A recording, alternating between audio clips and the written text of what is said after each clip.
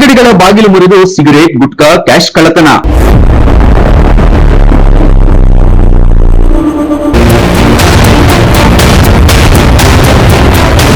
ಸರಣಿ ಕಳ್ಳತನದಿಂದ ಬೇಸತ್ತ ಮಹಿಳೆ ನ್ಯಾಯಕ್ಕಾಗಿ ಕಣ್ಣೀರು. ಅವರು ವೀಕ್ಷಕರ, ಬೆಂಗಳೂರು ಉತ್ತರ ತಾಲೂಕು ಬೈರೇಗೌಡನಹಳ್ಳಿಯಲ್ಲಿ ಸರಣಿ ಕಳ್ಳತನ ನಡೆದಿದೆ.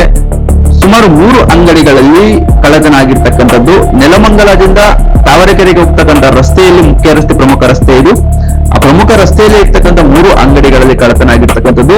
ಕಳ್ಳತನಕ್ಕೆ ಬಂದವರು ಬಹುಮುಖ್ಯವಾಗಿ ಅಂಗಡಿಯಲ್ಲಿದ್ದ ಸಿಗರೇಟ್ ಮತ್ತು ಗುಟ್ಕಾ ಮೇಲೆ ಕಣ್ಣು ಹಾಕಿದ್ದಾರೆ.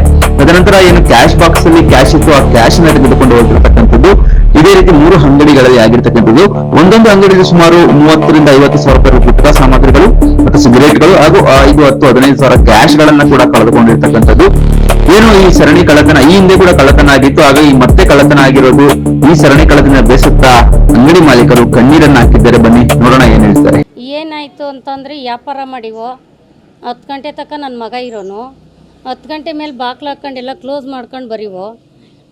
ರಾತ್ರಿ ಅದು ಎಷ್ಟೊತ್ತಿನಾಗ ಏನಾಯಿತು ಅಂತ ಗೊತ್ತಿಲ್ಲ ಸರ್. ಅಂದರೆ ಸೂಪರ್ಗಳು, ಬೀಡಿ, ಈ ಗುಟ್ಕಾ ಐಟಮ್ಗಳು, ಈ ಕಾಸುಗಳು, ದುಡ್ಡುಗಳು ಎಲ್ಲ ಎತ್ಕೊಂಡು ಈ ಥರ ಮಾಡಿದ್ದಾರೆ ಸರ್. ಅಂಗಡಿ ಹೊಡೆದ್ಬಿಟ್ಟು ಅತ್ತ ಮೀಟ್ಬಿಟ್ಟು ಈ ಥರ ಮಾಡಿದ್ದಾರೆ ನಮಗೆ.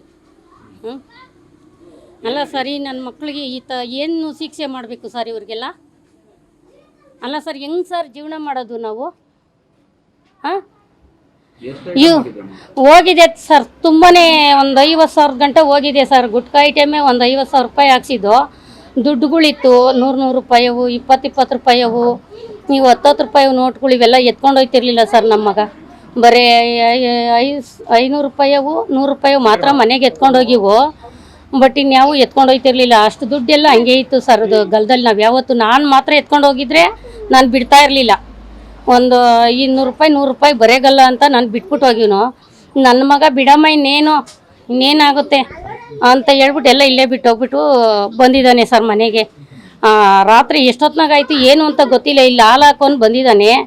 ಹಾಲು ಹಾಕೊಂಡು ಬಂದಿದ್ದಾಗ, ಗಿರೀಶ್ ಹಿಂಗಾಗಿದೆ ಅಣ್ಣ, ಅಂಗಡಿ ಕಳ್ತನ ಆಗಿದೆ, ಡೋರ್ ಎತ್ತಿದ್ದಾರೆ ಅಂತ ಅಂದಾಗ ಅವಾಗ ಬಂದು ನಾವು ನೋಡ್ಕೊಂಡಿದ್ದೇವೆ ಸರ್. ಒಳಗಡೆ 2 ಅಂಗಡಿನೂ ಮಿಟ್ಟಿದ್ದಾರೆ ಸರ್. 1 ಅಂಗಡಿ ಇಲ್ಲ, 2 ಅಂಗಡಿನೂ ಮಿಟ್ಟಿದ್ದಾರೆ. 2 ಅಂಗಡಿ ಒಳಗೆ ಎಲ್ಲ ಸಿದ್ಗವ್ರೆ. ಏನೇನು ಬಿಟ್ಟಿಲ್ಲ ಸರ್. ಅಂಗಡಿ ಒಳಗೆ 10 ರೂಪಾಯಿ ಬಿಟ್ಟಿಲ್ಲ, ಒಂದು 22 ರೂಪಾಯಿ ಬಿಟ್ಟಿದ್ದಾರೆ ಅದರೊಳಗೆ. ಬಟ್ ಇನ್ನೇನು ಬಿಟ್ಟಿಲ್ಲ ಸರ್. ಸೂಪರು, ಗುಟ್ಕಾ ಐಟಮು, ಈ ಏನೇನು ಬಿಟ್ಟಿಲ್ಲ ಸರ್. ಈ ಥರ ಮಾಡಿದ್ದಾರೆ. ಕ್ಯಾಶ್ ಹೋಗಿದೆ ಸರ್, ಒಂದು 30-40 ಸಾವಿರ ಗಂಟೆ ಹೋಗಿದೆ ಸರ್. ಅಂದರೆ ನಾವು ಚಿಲ್ಲರೆ ಕಾಸುಗಳು, ದುಡ್ಡುಗಳು ಎಲ್ಲ ಇಲ್ಲೇ ಹಿಡಿವೋ ಅಷ್ಟೆಲ್ಲ ಎತ್ಕೊಂಡು ಹೋಗಿದ್ದಾರೆ ಸರ್. ನಮಗೇನಾದರೂ ಪರಿಹಾರ ಇದು ಮಾಡಿ ಸರ್. ನಮಗೆ ತುಂಬ ನಾವು ಪೊಲೀಸ್ನವ್ರು ಬಂದಿದ್ರು ಸರ್. ಎಲ್ಲ ಎಂಕ್ವೈರಿ ಮಾಡ್ಕೊಂಡು ಎಲ್ಲ ನೋಡಿ ಹೋದ್ರು ಸರ್. ಎಲ್ಲ ಫೋಟೋಗಳು ಇಟ್ಕೊಂಡ್ರು ಸರ್. ಇಲ್ಲ ಸರ್, ಇಲ್ಲೇನು 2 ಅಂಗಡಿ ಮಾಡಿದ್ದಾರೆ, ನಮ್ಮವು 2, ಮತ್ತು ಮುಂದೆ 1 ಮಾಡಿದ್ದಾರೆ. ಗಣೇಶನ ಗುಡಿತ ಒಂದೇನೋ ಮಾಡಿದಾರಂತೆ. ನಮಗೆ ಸರಿಯಾಗಿ ಅದು ಮಾಹಿತಿ ಗೊತ್ತಿಲ್ಲ. ನಾವು ನಮ್ಮದೇ ನೋಡ್ಕೊಳಕ್ಕಾಯ್ತಲ್ಲ ಸರ್. ಇನ್ನೊಂದು ಏನು ನೋಡೋಕೆ ಹೋಗೋಣ? ಇಲ್ಲಿ ನಮ್ಮದೇನೇ ಇಂಥ ಟೆನ್ಷನ್ ಆಗಿದೆ ಅಲ್ಲ ಸರ್.